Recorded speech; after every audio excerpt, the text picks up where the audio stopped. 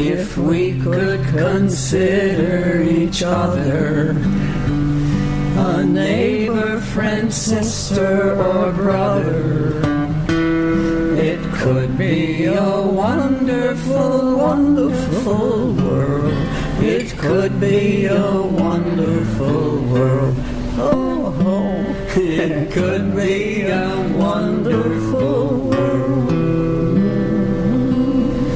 Welcome to From the Old Town School, and my guest today is the wonderful Peggy Lipschutz, and we're here at the historic Armitage building here in the heart of Lincoln Park. And welcome, Peggy.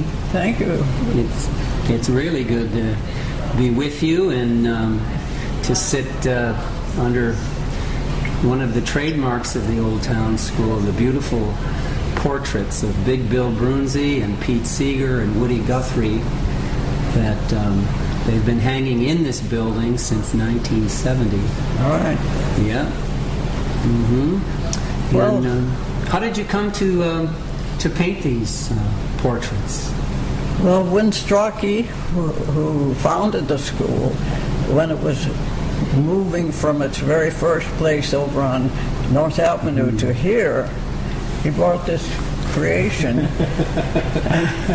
he said, you know, make paintings to fill those spots. Wow. So I set about doing it. And I was pretty scared, you know. I mean, that was big stuff, but it was fun. They were mine. How long did they take you to make? Do you remember? Oh, they probably took me probably a week apiece. A week apiece. Yeah. And I liked doing them because these were my favorite folks, you know. Yeah. I was already a big folk admirer and singer since I was a kid. In fact, when I was a little kid, I used to sit in our nursery up on, we had a trapeze up there. I would sit up on the trapeze and listen to folk songs. Wow. You know, and you had to wind it up every once for each side, one song per side. Yeah. And my sister had a parrot that scared me to death and come and sit beside me. And we'd eat lemon drops. It was a great life. Oh my goodness! Well, it laid the foundation. You've lived a very creative life, right? And let me ask you, who decided that it would be Big Bill and Pete and Woody? Was that your choice, or was? I think that was Win. That was probably Win. Yeah, huh? he asked for who he wanted. And Big Bill was Win's friend, right? And so was Pete. Right. Mm-hmm. It was kind of fun looking for material to, you know, there wasn't that many pictures of Woody. Everybody gets that same kind of picture, you know, because there was famous photographs. But and when did you, did you grow up in the Chicago area? No, I grew up in London. In London, England. Yes. But I moved to America when I was 19, to the United States, to New York. And I couldn't have heard of Pete Seeger in England because he's the same age as me. And I was only 19. He wasn't famous at 19. But when I came here, I began to, you know, tune in. Moved to Chicago later after the war. During the whole Second World War, I was in New York doing artwork for the Navy. They was doing manuals to teach kids, on the young soldiers who didn't have big math, how to work the gun control. You know? Wow. And I always tried to put in something for the guys, you know, a mermaid or something, you know. And the FBI always threw it out. It was a shame. Yeah, it would have been much nicer if they'd have left it alone. Yeah. But that was it. But then I came to Chicago. And did you study art in New York? Yes, I did. I went to the Pratt Institute in Brooklyn on the underground F train every day. Yeah, but it turned out to be about the same as in England, you know. And then started working. Well, you've had the your themes in your portraiture and in your chalk talks have consistently reflected human values and working people's stories and images. And tell us a little more about what you've tried to communicate in your work.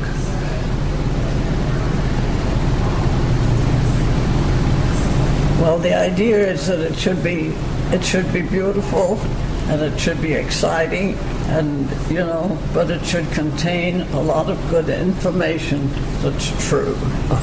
True, beautiful, strong. Those are the three things that I look for. And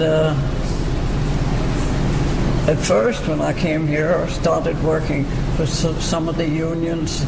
Were having, they'd have a convention or a big meeting, and we'd put on a show. I was working with singers and make a bunch of songs that related to the situation, And what year was this? Was this in the? This must have been in the 40s, 50s, maybe. Yes, probably the 50s. In the 50s, and yes. Well, I actually didn't start working with musicians till about the 60s. Yes. But I was doing chalk talks in the 50s.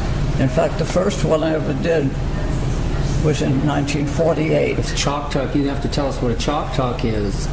Oh, a chalk talk is a wonderful medium. You have a great big piece of paper, as high as you can reach and as wide as you can reach.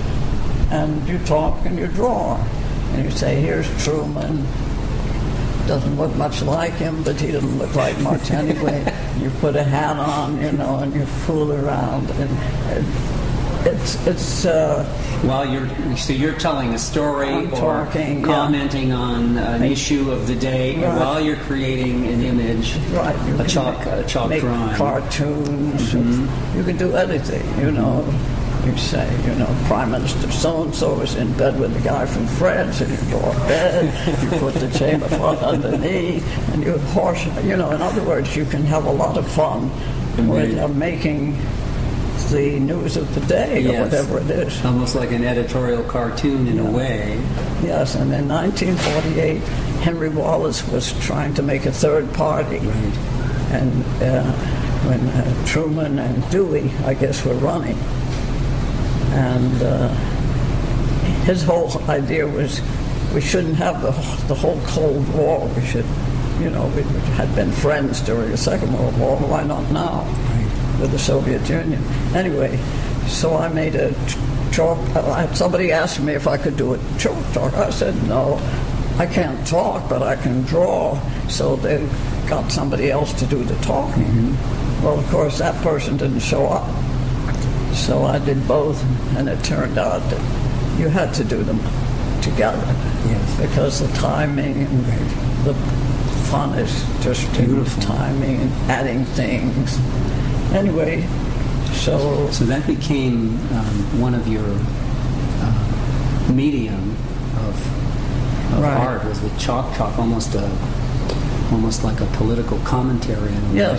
And I bet you learned to work very efficiently. Well,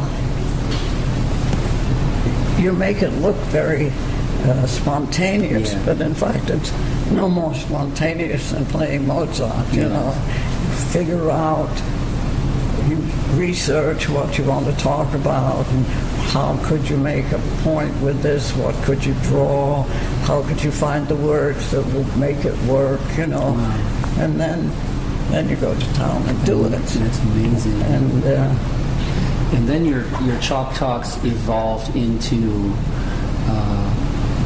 Songs You Can See, Right. And where you collaborated with different musicians over the wonderful years. musician. Yeah, who are some of the musicians you collaborated with? And most recently, Kristen Lems was your main musician. Right. Well, I've had 25 years with Rebecca Armstrong. Of course. And other. But back then, I met this woman at a camp. Her name's gone out of my mind, but anyway, we tried it. We tried it with poetry and drawing, and then we tried it with songs and drawing, and it was so much fun. And it, the songs added to the drawing, and the drawing added to the song, so the singer could put in more stuff, and back and forth.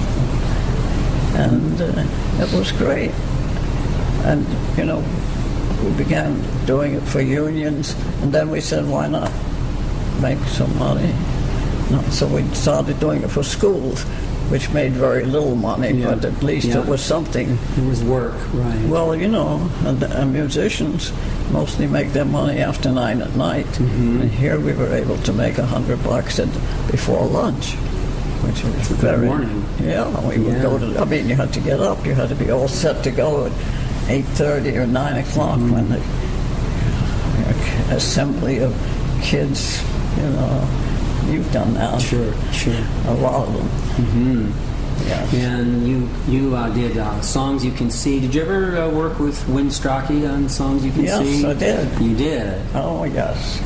And he was a local television personality at that time, or was he off of television? Yes. Well, I think he was. It was after his television. Because that kind of gave out, I think, in the 50s. Yeah. But I was excited to work with him because he knows so much. Yes. And he doesn't need me. He's an act by himself. Right. He's worth, you can just look at him and have fun. But we did several shows. It was in the 60s because it was at the time of the freedom marches, and they were hosing everybody down. Wow. King and everybody. Wow. And we did a show called what's that battle?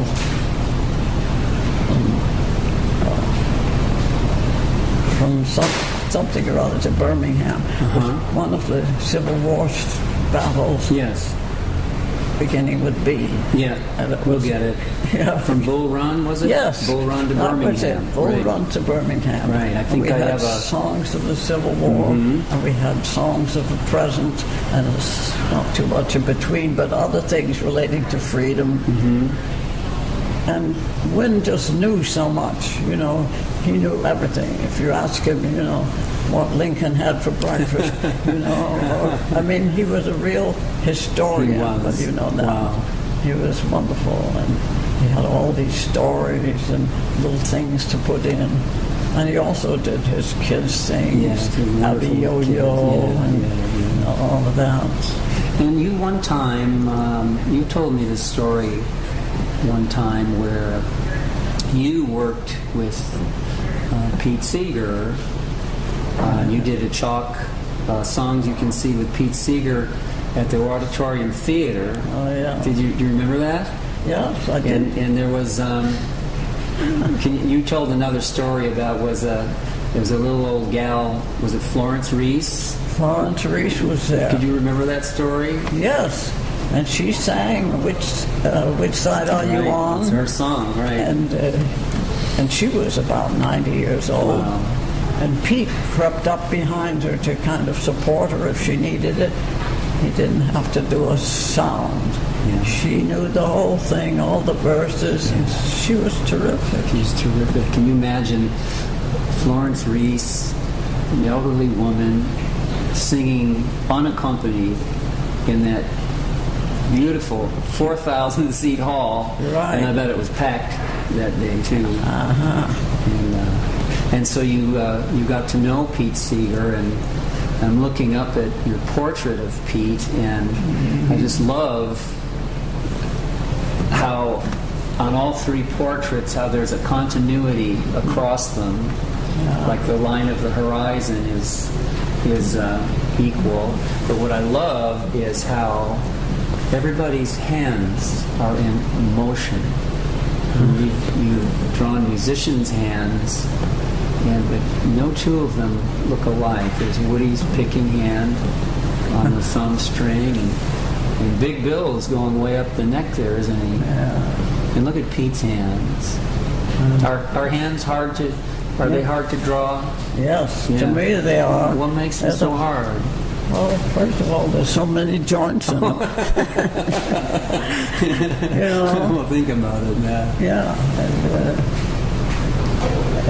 to make them look like hands and still make them look like Pete's hands or Big Bill's hands, I mean, if you've got a model, it's not so hard, but, if you're doing it out of your head, or maybe sometimes probably from a photograph,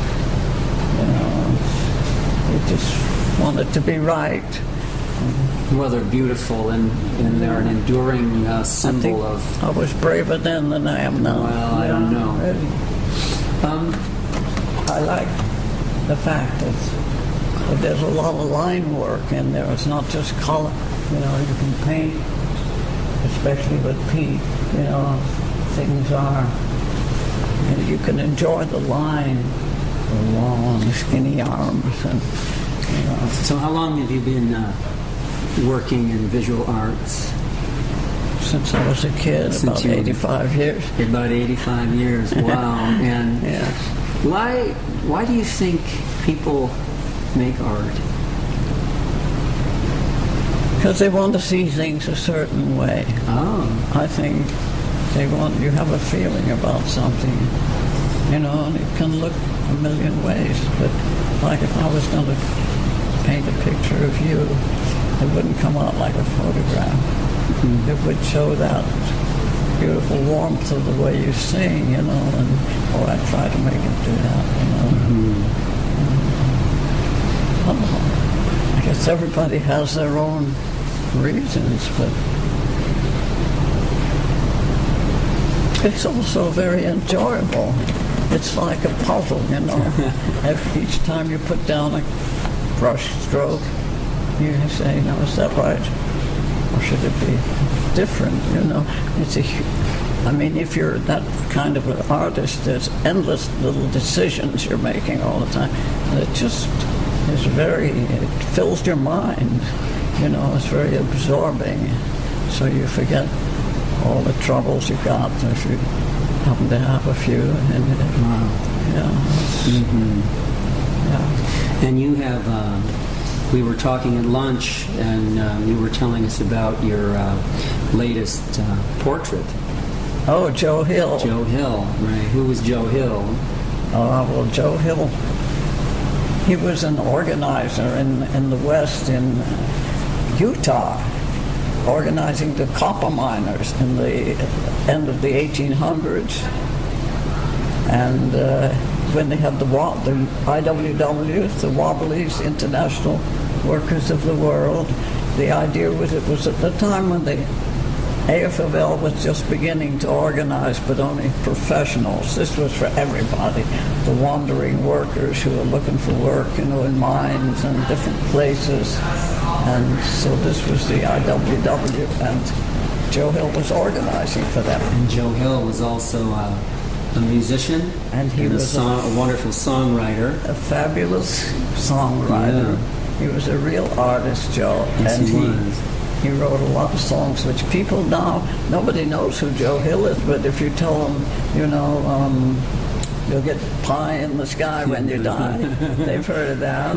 Or Casey Jones. Yeah, the wobbly version of Casey Jones. Right, and all those great things, but unfortunately, the copper companies didn't like him because he was organizing. Right.